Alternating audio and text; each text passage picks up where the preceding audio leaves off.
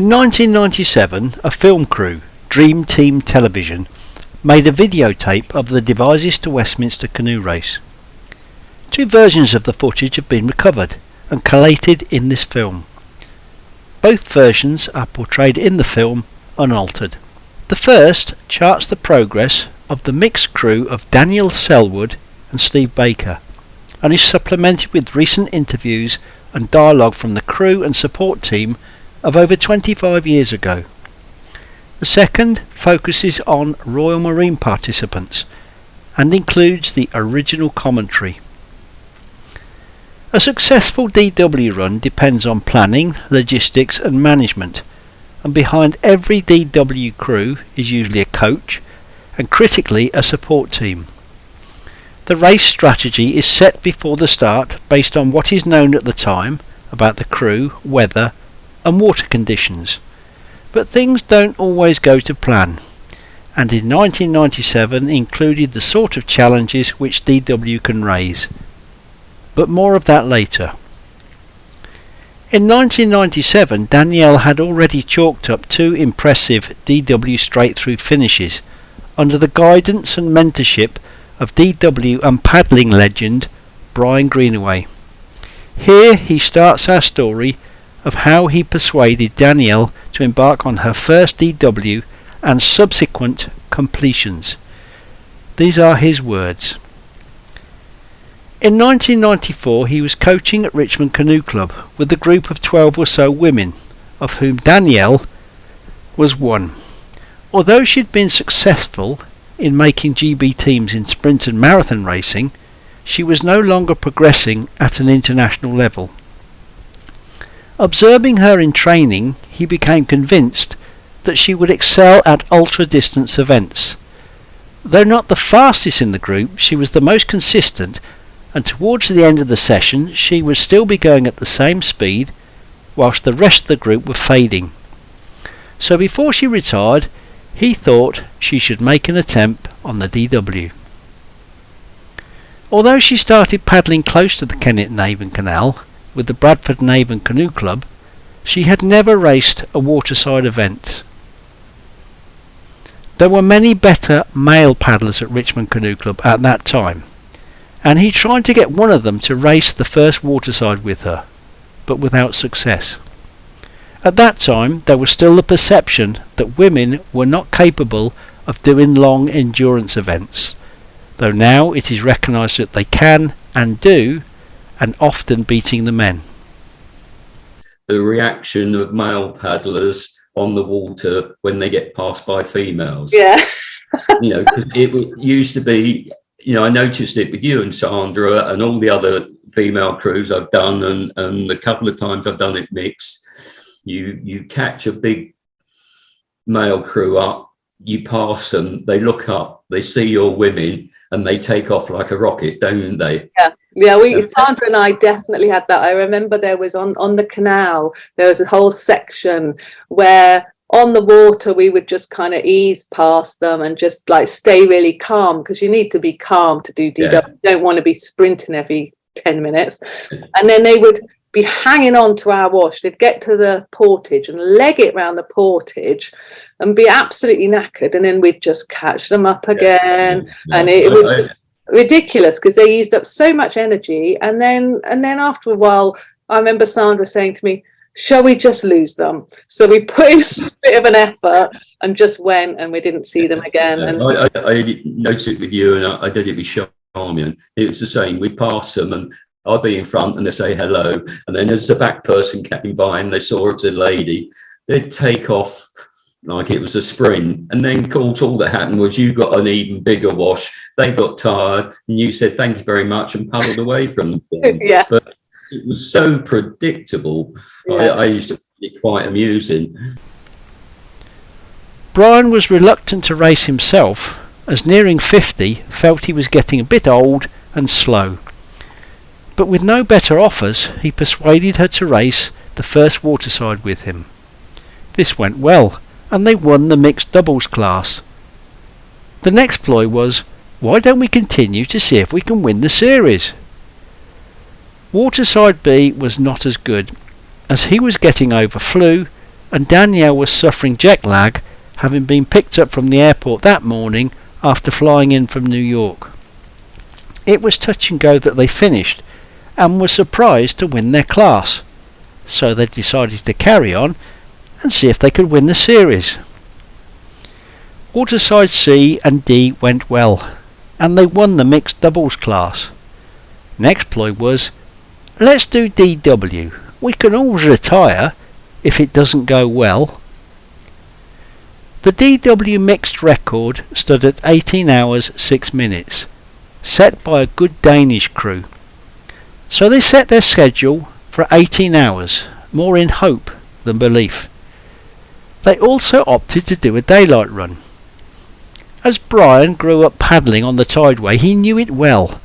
Plus, he'd always disliked the nighttime run into Reading. The kayak was a curtain leader, a low volume boat, but one with a good pedigree, as it had been used the previous year by the Richmond Royal junior pair of Richardson and Jensen, who had both won the Waterside Series and the DW in record times that are still standing.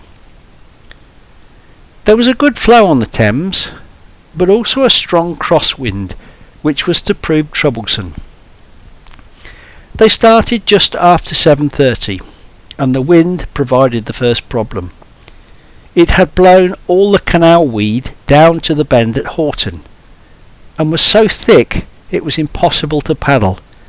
So after only 2 miles, they were forced to do an unscheduled long portage. Good time was made to Wootton Rivers, thanks to a wash from Treadgold and Fielden.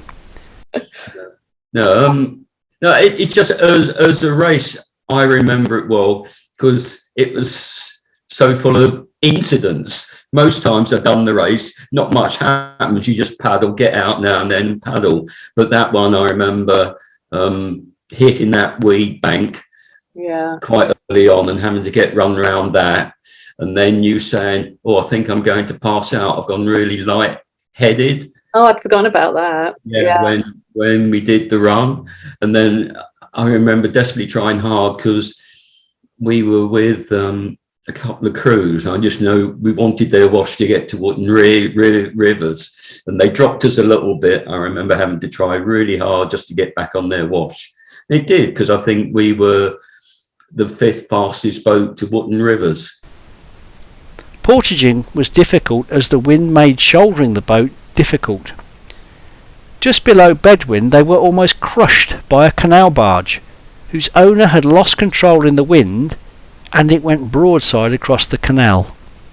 They were only saved by going under a tree which took the impact. They then encountered a couple of extra portages due to trees down across the river. A strong blast of wind at Tile Mill caught Danielle and the boat and blew them into the canal. Luckily the support crew were on hand and soon had them back on the water and on their way. I just remember being nearly squashed by the canal boat, and then a couple of extra portages because trees were down across the river, and then just at the end you getting blown in. Yeah, I remember that because it was like a lever. The boat just went sort of sideways, and I was still holding on to it, and it just swung me out over the canal. It was like you couldn't. It was like a car. To me, it feels like it was sort of a cartoon situation, and then somebody literally just pulled me out by the shoulder. I think it was Guy and Paul were both there. One took one arm, and they literally pulled you 20 foot out in the air. They pulled so hard. Yeah, I do remember that, and then we just got going again. I must have been cold. I don't know. I don't remember being cold. Towards Reading, Brian became exhausted and was close to retiring. As a last-ditch solution at Blake's Lock, Danielle took the front seat. The problem was that when Brian gets tired, he tends to lengthen his stroke, whereas Danielle shortens hers, so paddle strokes were getting more out of sync. I remember when we got on the river and we'd swapped over, and it did feel like I suppose because we had the flow and there was a lot of flow and it felt really fast, and because I'm more of a kind of just I'm not a strong paddler, strength paddler as in, but we just we were light crew as well. We were pretty light, the two of us. So we just flew along, didn't we? But also we were both paddlers, really. We had the paddling technique. Yeah. When you're tired, that really comes into its own.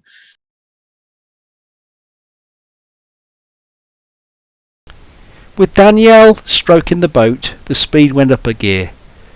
Brian was able to cope with the higher stroke rate, and soon they were catching up crews that had passed them earlier. Luckily, the wind had dropped by the time they reached the Thames. At Dreadnought, they were 5 minutes up on schedule, and given the fast flow, the record was possible. They had a fast run down to Old Windsor, where they did a full kit change, as it was now cold and dark. They became anxious that they would not make the half lock at Richmond before the gates were lowered. Starting a day run, you are forced by time constraints to arrive 90 minutes after high tide, and the tidal barrier goes down 2 hours after high water. The half lock is not an easy portage, let alone in the dark and fatigued. Their luck prevailed, because the Thames was flowing so fast the barrier had been kept up longer than usual. They paddled down the tideway with no problems with another Richmond crew. The only thing of note was that as they approached Albert Bridge, which is normally lit up like a Christmas tree, all the lights went out. This was taken as a good omen, as they always went out at midnight, which meant that they were well inside the schedule. They finished in 17 hours 35 minutes, a record which stood for quite a few years. An additional bonus, the Richmond team finished in a record-breaking time which still stands. For me, the most memorable moment, it was actually as we went into the finish and going under Westminster Bridge and looking up and seeing Big Ben and seeing the time on it and thinking, oh, you know, we've done that time, we've done 17 and a half, just past 17 and a half hours. It's a really magical memory for me. Yeah. I don't. All I remember is me was totally pissed off because we dragged Sean Martin and his mate. We actually caught them up at Teddington, and they sat on our wash all the way to Westminster Bridge. Oh. It would be nice, just two Richmond crews paddling together, and Sean, being the chauvinist he is, had to burn us off on the finish line. Oh, I don't remember that. That is a bit cheeky, isn't it? It wouldn't have made any difference at all. Oh well. Because he was ahead of us in time, but yeah. And I think the other unusual thing, you were using wings, and you were using flats, were you? Yeah. That is quite unusual. Yeah. You know, you can't underestimate the importance of a really experienced, good support crew on something like that. You know, like it is a massive team effort. It should be that everyone gets a medal, really, because it's it is a team effort. And I'm so grateful that you kind of persuaded me to do it, because I don't know, maybe I would have done it, but you know, to have you with all your experience as my kind of first experience of doing it, and because we were compatible and knew each other and just really comfortable in a boat and everything, it was, you know, I think for me it has really kind of shaped my life in many ways, in terms of that thing about realizing you can do so much more. I found it really hard beforehand to think, how can you go from only ever paddling 5 hours to paddling 17 and a half hours? But you know, you were so reassuring and calm, and you know, maybe you weren't calm inside, but you know. No. I was. The only time I got anxious when I thought I was going to crash out at Reading. Yeah. After the success of her first DW, Danielle did not need much persuading to enter a second time, with the aim of breaking the senior women's record. This was considered an easier target than the mixed doubles time, and was held by a Danish crew at 20 hours 24 minutes. Even with adverse conditions, it should be possible to get under that time. At Richmond they had the perfect partner for Danielle. Sandra Troop had won the Junior Women's K2 in 1985 in a new record time and was a silver medalist at the World Marathon Championships in K2. Danielle and Sandra won the waterside with a new series best time.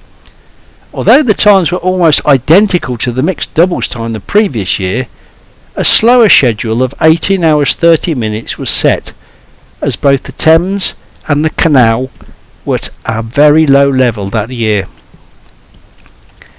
On the pound to Wootton Rivers, they overtook many heavy man's crews, who really struggled with the shallow water and weed. The canal was the shallowest Brian had ever seen it. Further down at a couple of the portages, they had to get out on the canal bed and lift the boat onto the bank. They still managed to reach Reading on schedule and continued the race with no great dramas, to finish in a time of 18 hours 47 minutes, breaking the record by a considerable margin, and one that would stand for over 20 years.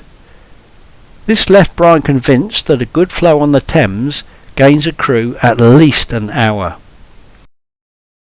In 1997, Danielle teamed up with first-timer Steve Baker, who would become one of the most successful DW paddlers. Had conditions been more favourable, Brian had no doubt that they would have broken the record, especially having finished Waterside D half an hour faster than Danielle and Brian. The film describes their 1997 race.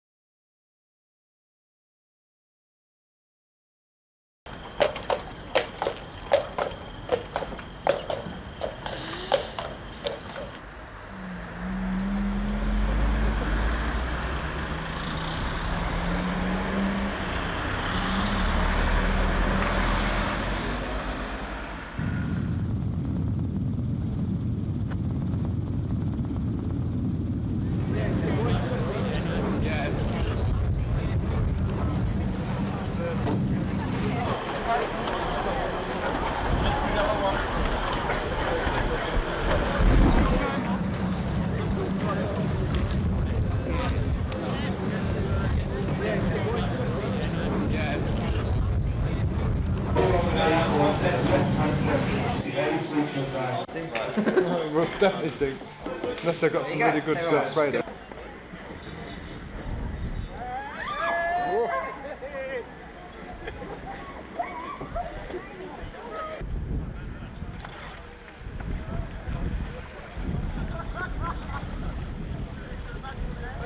It's howling in that direction.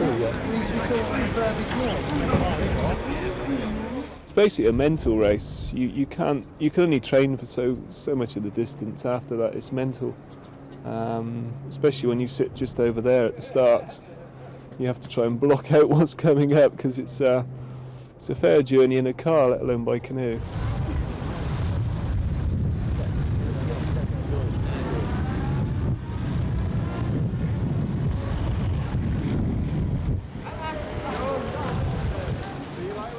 Well, we're sort of banking on the river being quite rough. I mean, it's a nice sunny weekend. The chances are there's going to be a lot of boats out on the river, and we really didn't want to be competing against the washes, having to fight over them, getting tired when we've already done 8 hours paddling. We thought it a bit silly to think that we'd be able to make it down in a good time doing that. So we're banking on it not being too cold tonight, and hopefully we'll be okay. 3, 2, 1, go!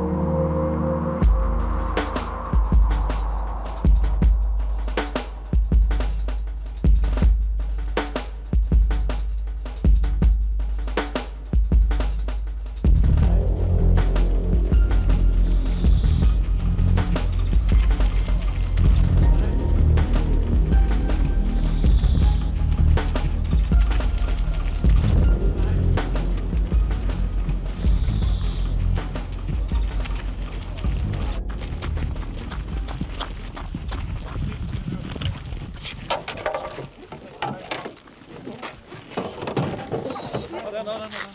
Just lift it, Daniel. I can't. You have to lift it. No, you can't. Up here. Wait.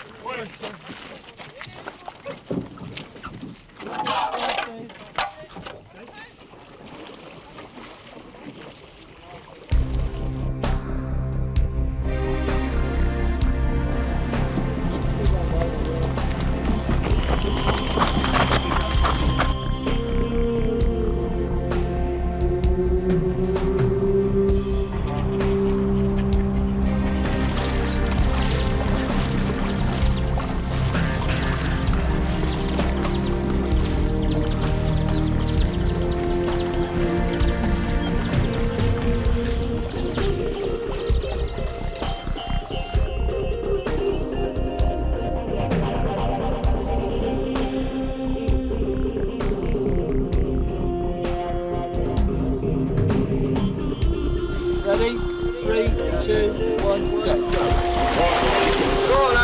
Yes, Randy. Left roll.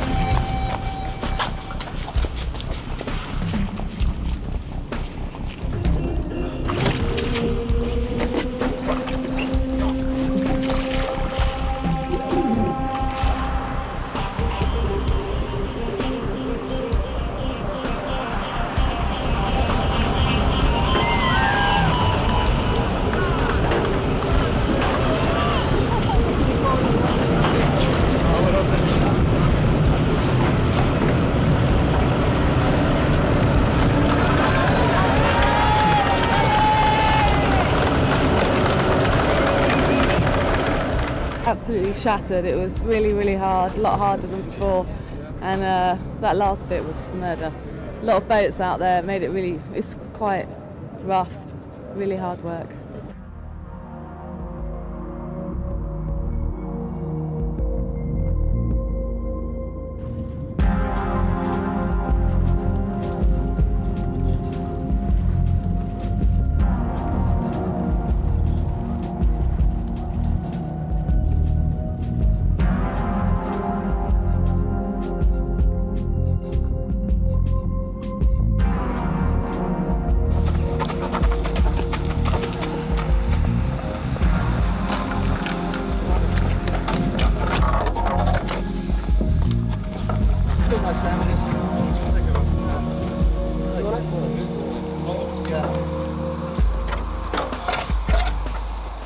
What's the left? What's the left? I've got some. Alright, cheers. Cheers. Alright, here we go.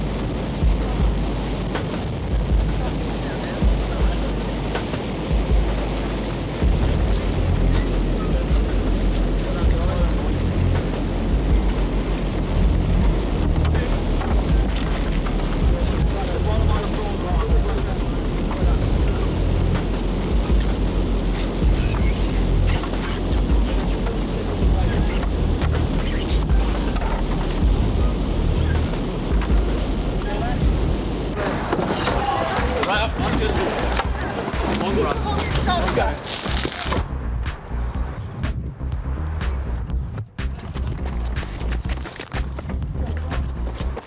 Turn this is going to be on.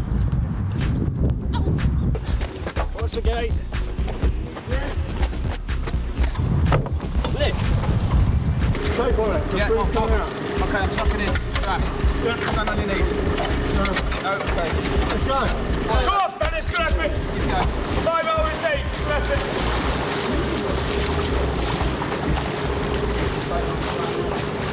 Well, that's where you go. Keep going.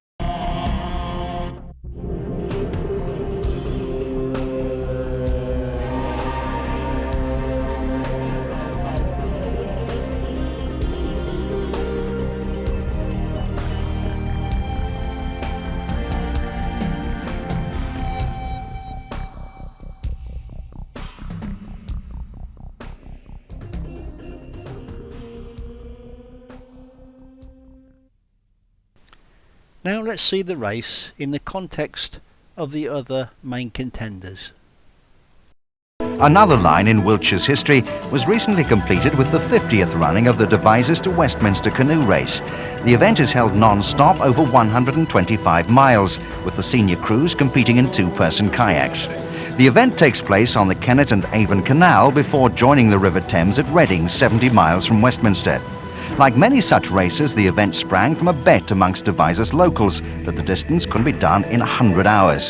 In 1948, 2 men won the bet, reaching Westminster in 77 hours. The record now stands at 15.5 hours, set in exceptional conditions in 1979. 1, go. Have a good paddle. The winning time today is expected to be around 18 hours. Ready? Yeah. 2, 1, go. Apart from the obvious requirements of immense physical and mental stamina, tactics play a crucial role. The crews must time their run to catch the Thames tide correctly. They can also choose to do most of the race by night or during daylight. Most choose the daylight run despite the prospect of busier waterways.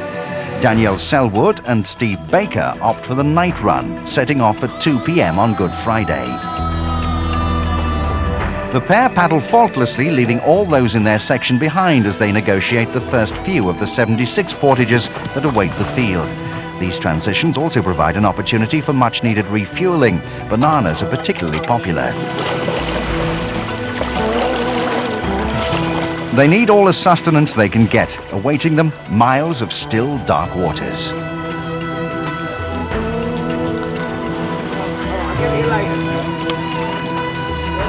For the majority of the paddlers, a dawn start.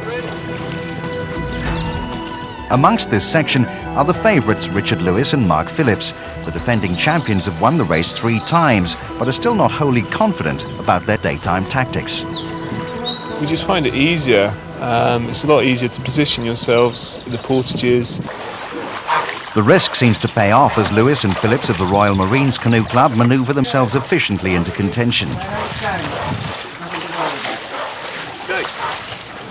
The early lead, however, is taken by 2 Pauls, Evans and Jones, who quickly build a 3-minute advantage. Banana Power also seems to be working for another Royal Marines pair, Andrew Fletcher and Alan Evans. All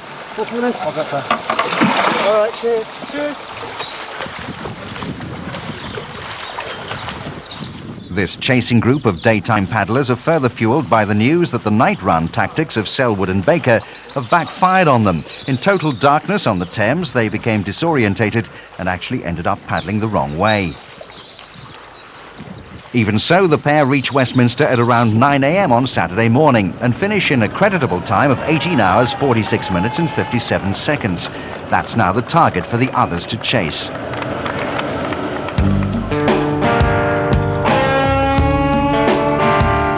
Phillips and Lewis are living up to their pre-race billing as favourites and are catching up the leaders with every stroke. Take me down to the banging of the drum, where the river always runs, and time has just begun.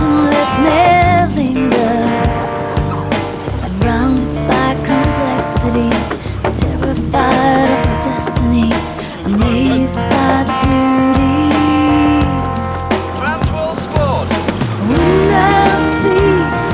Jones and Evans are falling away, exhaustion setting in. Fletcher and Stevens now emerge as the chief threat to their Royal Marines colleagues.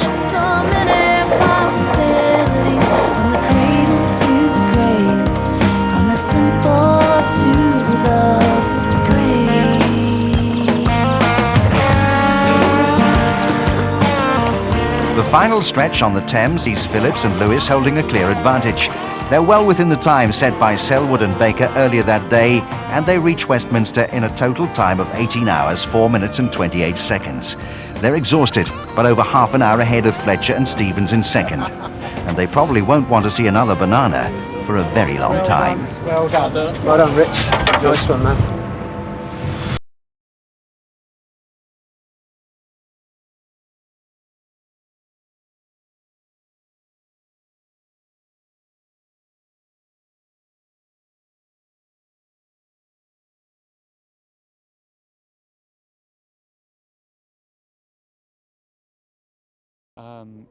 The river being quite rough. I mean, it's a nice sunny weekend. The chances are there's going to be a lot of boats out on the river, and we really didn't want to be competing against the washes, having to fight over them, getting tired when we've already done 8 hours paddling. We thought it was a bit silly to think that we'd be able to make it down in a good time doing that. So we're banking on it not being too cold tonight, and hopefully we'll be okay.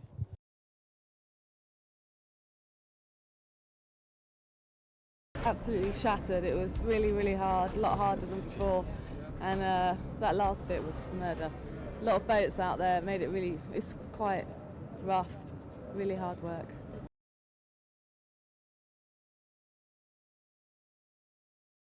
So Steve is 22 years, no 26 years. 26 years. Since we did DW, and as I remember it, you kind of wanted to do it with a woman, so that wasn't too much pressure.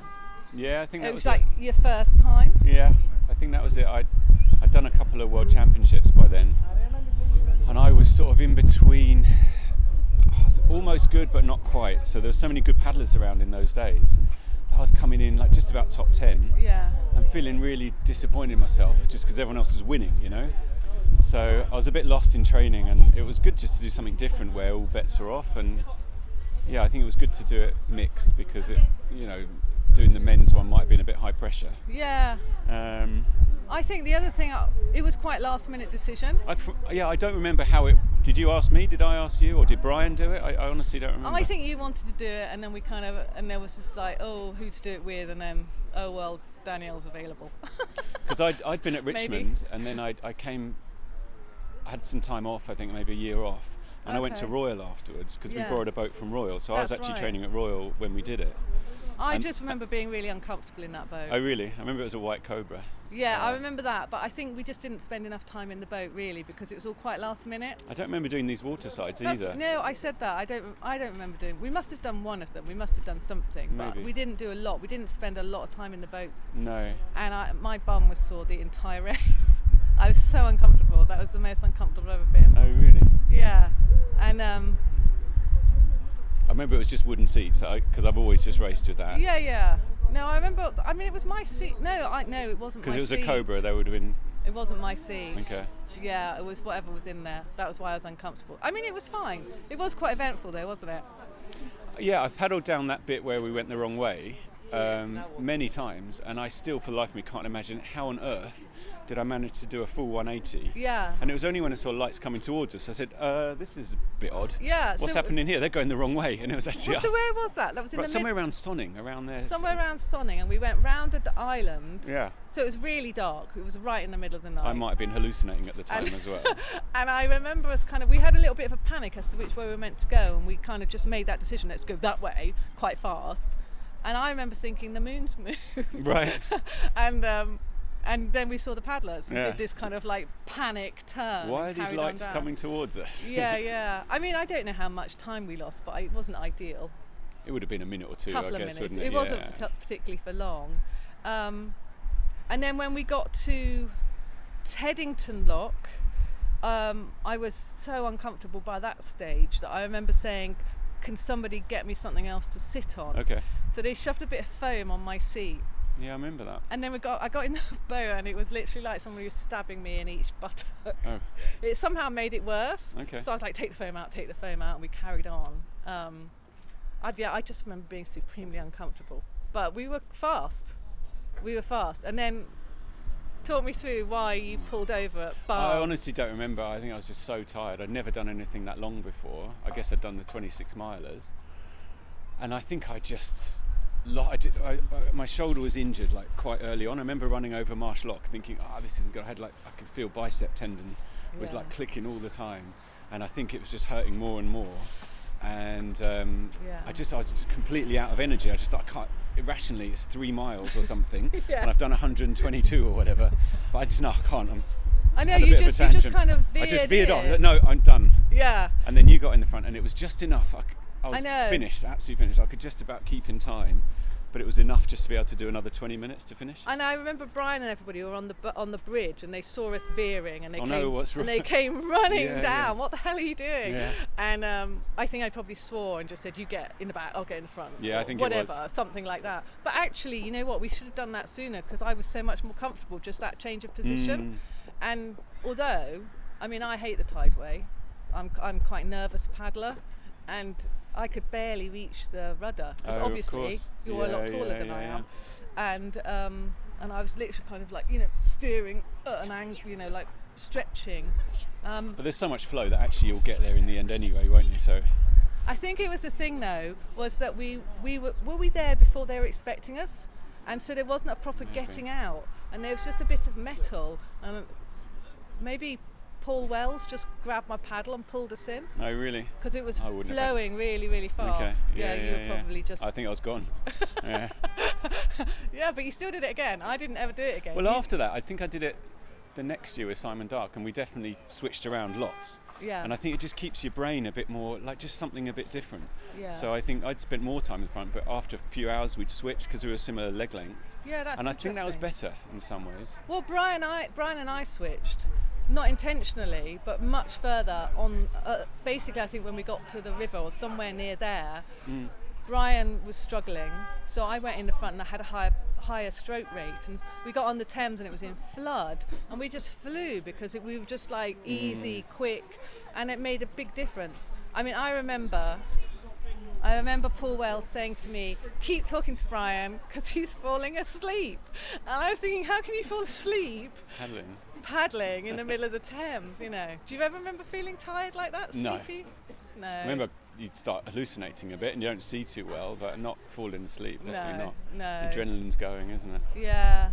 I don't know, I think one of the things just generally about the races though, that you just have to just stay quite calm, don't you, and just steady and just sort of just not get too stressed when things go wrong. Yeah, just because it doesn't actually matter that much. You might lose a few minutes, but at the end of the day, it's a long old race. I don't imagine many people have paddled back upstream. No, I think that's not. probably. But even then, we just obviously in that moment we were stressed about it, but then you just go on, don't you? Yeah, I remember at the start you sort of all psyched up, ready to go, and you're like, right, let's go, and then suddenly everyone's shouting, or not shouting, but then the horn goes and off you go, and you paddle around the corner, it's dead silence, and you go, right. 19 hours that way or whatever it's going to be, and it's such a strange thing because every other race it's the first 2 or 3 minutes is the crucial bit. On that one, it really doesn't matter. And you settle in quite quickly. And then you feel there's a lean, oh no, gosh, that's going to take so long to sort out or whatever. It's a strange, it's not like any other race, to be honest. No. How many more times did you do it afterwards? Well, I did it the next year with Simon, and then in 2000 I did it with Duncan Caps, and that was the one that was about 5 hours in, it was cancelled, and I, for whatever reason, decided to carry on. So did Brian, actually. Yeah. And then I did it in 2005 with Gary Moyer. That was a really nice rundown.